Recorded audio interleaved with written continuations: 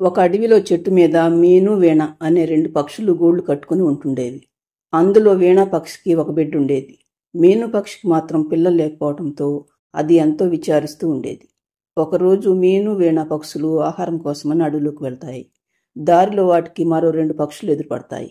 అవి కాసేపు వీణా పక్షితో మాట్లాడిన తర్వాత మీను పక్షితో మాట్లాడుతూ, ఏంటి మీను, ఈ అడవిలో మాకు తెలిసిన పక్షులన్నీ తల్లులవుతున్నాయి. నువ్వు మాత్రం ఎప్పుడు ఒంటరిగానే కనపడుతున్నావు. నువ్వు తల్లివి కావాలంటే ముందు నీ పొట్ట తగ్గించుకో. ఇంత లావుగా ఉంటే నీకు పిల్లలేం పుడతారు అంటాయి ఎగతాళిగా.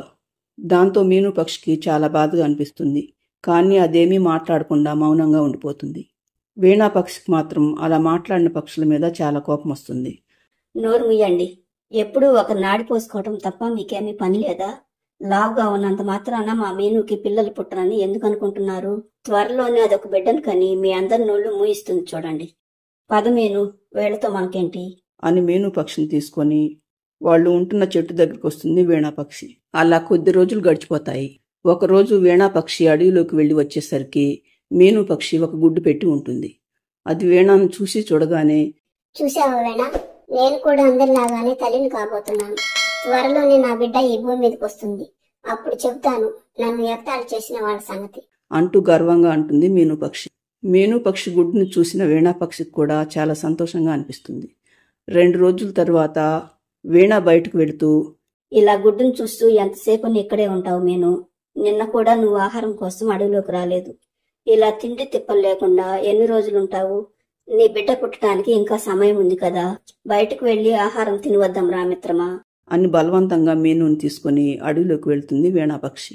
కానీ స్నేహితులిద్దరూ మాట్లాడుకుంటున్న మాటలు విన్న ఒక పాము పక్షులు 2 తిరిగి వచ్చేసరికి మీను పక్షి గుడ్డును తినేసి వెళ్తుంది పాము. తిరిగి వచ్చి చూసేసరికి తన గుడ్డు గూట్లో లేకపోవడంతో మీను పక్షికి చాలా కంగారుగా అనిపిస్తుంది. అసలేం జరిగిందోనని అనుకుంటూ ఉండగా వీణా పక్షి కూతురు పాము గుడ్డు తినేసి వెళ్లిన సంగతి చెబుతుంది. దాంతో మీను పక్షికి గుండె పగిలినట్టు అవుతుంది. అప్పటి నుండి అది ఆహారం కూడా తినకుండా గూట్లోనే ఉండిపోతుంది. కొద్ది రోజుల తర్వాత వీణా పక్షి చాలాసేపు బ్రతిమలాడి మీనుని ఆహారం కోసం అడవిలోకి తీసుకువెళ్తుంది. సాయంత్రం అవి 2 మళ్లీ గూటి దగ్గరికి వచ్చేసరికి మీను పక్షి గూట్లో ఒక అందమైన పక్షి పిల్ల కనపడుతుంది. అది చాలా ముద్దుగా ఉంటుంది. దాన్ని అక్కడ చూడగానే స్నేహితులిద్దరూ ఆశ్చర్యపోతారు.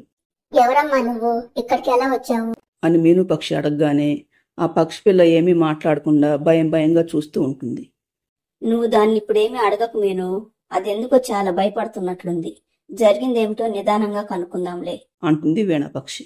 అలా 4 రోజులు గడిచిపోతాయి. కానీ చిన్ని పక్షి గురించి ఎవరూ రారు.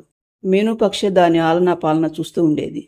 ఒకరోజు మీను పక్షి తన స్నేహితురాలితో, మిత్రమా, నాకు ఈ చిన్ని పక్షి మీద రోజుకు అభిమానం, ప్రేమ పెరిగిపోతున్నాయి. దీని మీద నేను ప్రేమ పెంచుకున్న తర్వాత వాళ్ళు వచ్చి తీసుకువెళ్తే అప్పుడు భరించడం నా వల్ల కాదు అని మీను పక్షి అంటుండగా అక్కడికొక ఉడత వస్తుంది. ఈ చిన్ని పక్షిని తీసుకువెళ్ళటానికి ఎవరూ రారు మీను. ఎందుకంటే దానికి తల్లి లేదు, తండ్రి ఉన్నా లేనట్టే. అసలేం జరిగిందో నేను చెప్తాను విను. ఈ చిన్ని పక్షి తల్లికి చాలా రోజుల వరకు పిల్లలు పుట్టలేదని దీని తండ్రి మరొక పక్షిని పెళ్లి చేసుకున్నాడు. అది చాలా దుర్మార్గురాలు. చిన్ని పక్షి తండ్రి దాన్ని పెళ్లి చేసుకున్న తరువాత దానికి పిల్లలు పుట్టకపోగా చిన్ని పక్షి తల్లికి ఇది పుట్టింది. దాంతో దీని సవత్ తల్లి భరించలేకపోయింది. అది ఒక గద్దతో చేతులు కలిపి తన భర్తకు తెలియకుండా చిన్ని పక్షిని దీని తల్లిని చంపాలని ప్లాన్ వేసింది. అది తెలిసిన చిన్ని పక్షి తల్లికి తన బిడ్డను ఎలా కాపాడుకోవాలో తెలియక చాలా సతమతమైంది. నేను చనిపోయినా పర్వాలేదు, నా బిడ్డను కాపాడమని నన్ను అడిగింది. అప్పుడే నాకు ఒక విషయం గుర్తుకు వచ్చింది. అదేమిటంటే, నీకు పిల్లలు లేక అందరి చేత అవమానాలు పడుతున్నావని, లేక నువ్వు ఒక గుడ్డును పెడితే దాన్ని పాము తినేసిందని తెలిసింది. నువ్వైతే ఈ చిన్ని పక్షిని ప్రేమగా చూసుకుంటావని దీని తల్లికి చెప్పాను. అది సరేనని 4 రోజుల క్రితం దీన్ని నీ గూట్లో వదిలేసింది. దీన్ని ఇక్కడ వదిలేసి వెళ్లిన తర్వాత బిడ్డనేం చేసావో చెప్పమని దాని సవతి పక్షి గద్ద కలిసి చాలా వేధించారు. అయినా చిన్ని పక్షి తల్లి చెప్పకపోవటంతో వాళ్ళిద్దరూ కలిసి దాన్ని చంపేశారు. ఈ చిన్ని పక్షి ఇక్కడుందని నాకు తప్ప ఎవరికి తెలియదు. నా ప్రాణం పోయినా సరే నేనెవరికి చెప్పను. ఈ చిన్ని పక్షిని నువ్వే నీ బిడ్డలాగా పెంచుకో. నువ్వు తప్ప ఇంకెవరూ లేరు దీనికి. నేను కూడా ఇంకెప్పుడు ఇటువైపుకు రాను అంటూ వెళ్ళిపోతుంది ఉడత. చిన్ని పక్షి కథ మొత్తం విన్న స్నేహితులిద్దరికీ దాని మీద చెప్పలేనంత జాలేస్తుంది. అప్పుడు మీను పక్షి దానితో, ఇక నుండి నిన్ను నా సొంత బిడ్డలా చూసుకుంటాను చిన్ని. ఇప్పటి నుండి నీకన్నీ నేనే అంటూ అప్పటి నుండి చిన్ని పక్షిని కన్న తల్లిలా చూసుకుంటుంది మీను పక్షి. అలా చిన్ని పక్షి రాకతో మీను పక్షికి పిల్లలు లేరన్న లోటు తీరిపోతుంది. ఫ్రెండ్స్, ఈ స్టోరీ నచ్చితే లైక్ చేయండి, ఛానల్ను సబ్స్క్రైబ్ చేసుకోండి.